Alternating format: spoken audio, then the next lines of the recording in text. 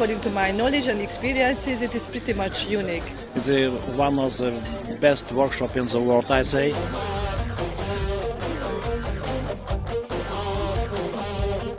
To see a live case is very important for you. Some of the biggest names in electrophysiology have been here at this conference. I think there's no other conference in the world like it. There's no substitute for really seeing it firsthand. It's real life, it's not fake.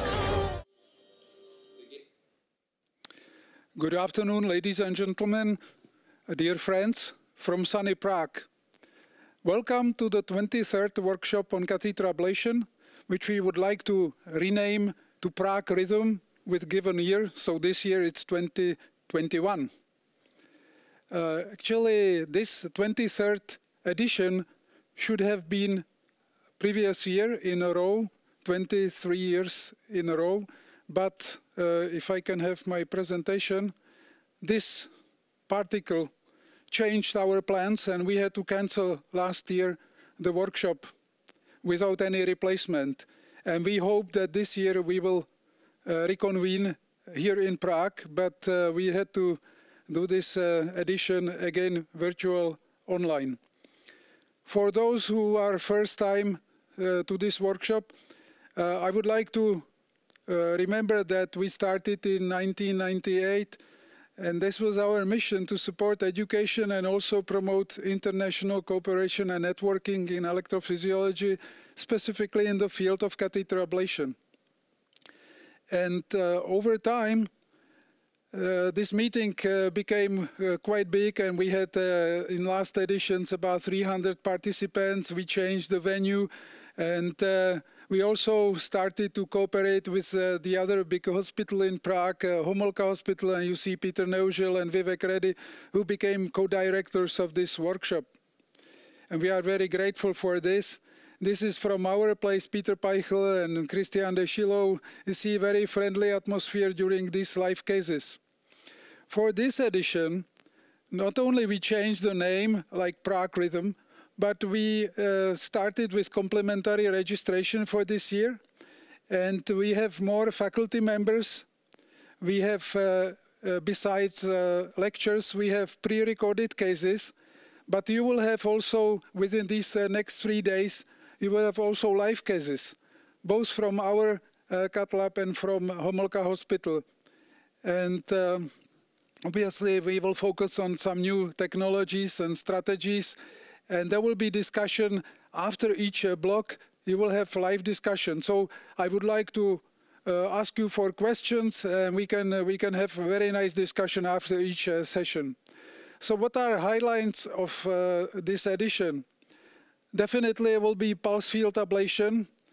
You know that this is called electroporation and consists of ultra-short pulses of DC leading to destabilization of cell membranes, and you see that there are some pores in membranes.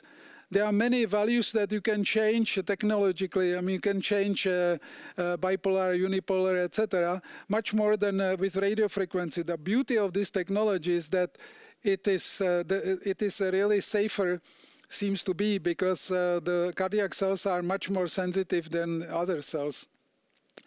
You will see a live case from Homolka Hospital with this single-shot catheter, which is intended to go just to the ostium of the pulmonary vein, and you see the pulses of PFA, and then you also may know this publication where subsequently, when they change different setups, the last series of patients, 14 patients, had the durable isolation after 3 months. So this is really a big promise for future. Unfortunately, we cannot show in live, but we will have very nice pre-recorded case with this second system, which is now most advanced in clinical testing, which is the complete mapping system and ablation system called Affera. You see this lattice tip electrode, which is 9 millimeters in diameter with sensors and micro electrodes. And you see that you can create very nice map in 3D like with other electroanatomical mapping systems. You see on intracardiac echo the tip of the electrode on the left panel on the ridge between appendage and left vein. On the right panel you see on mitral isthmus, and you see lesions on the left side on this system. You see box lesion and very nicely isolating posterior wall. And you also may know this publication by Vivek Reddy. We are co-authors. And you see that the mitral isthmus line is like 3.5 minutes on average. This is unbelievable. When you see this technology or roof line, you can create within 1.5 minutes on average. So this is, again, promise for future. Cardio-neuroablation. This is not the very latest strategy, but it was published already in 2005 by José Paixão from Brazil, from Sao Paulo, and he will participate also in this meeting.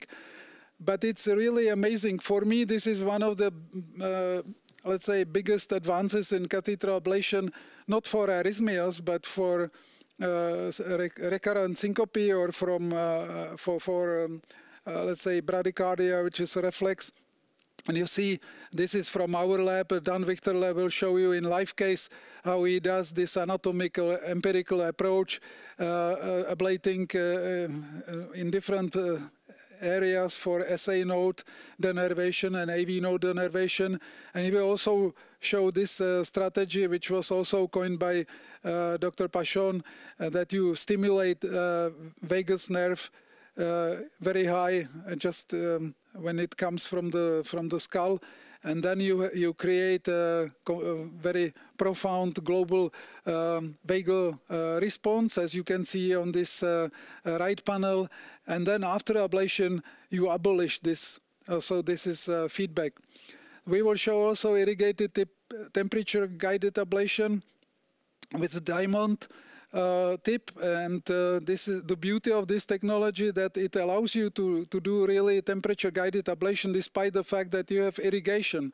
So you control by temperature your power, and you can go up to 50 watts, and it seems to be quite safe based on our experience. And we finished a trial with this technology in atrial fibrillation, but we also are restarting now ablation trial with VT ablation, and you will see today one live case with this technology for VT ablation. And finally, you will see one case of ablation on percutaneous support from Homolka Hospital, but I show you one of our cases.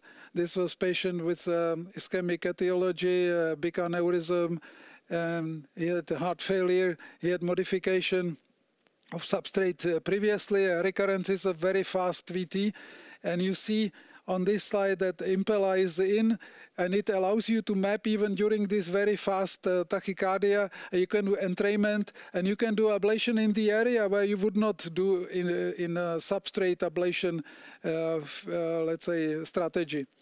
And just a few slides I always showed during this introduction, some data from Czech Registry of Catheter Ablation. This is probably one of the longest in duration registries in the world, because we started in mid-90s. And every year we have update from all centers from Czech Republic. Obviously, we don't have yet from 2020. And that would be probably decline, but we have, in 2019, we had 25 centers, and we did almost 8,000 procedures, which is approximately 790 per million of inhabitants. You see that there are two big centers in Prague, where you see them also today during a workshop, and then we have some other centers in Prague, and this middle region is highest in numbers. And you see there is a predominance of males, because they are predominantly in VT and AFib compared to women, but also you see age structure. And you can see here it's very remarkable that every year the proportion of cases with atrial fibrillation ablation is increasing, and we already reach 50%. And it's every year going up. and also ventricular tachycardias become more frequent. On the other hand, accessory pathways are really declining because they are all treated.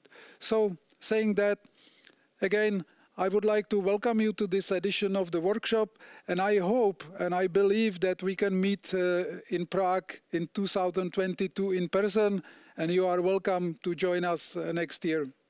Enjoy the meeting.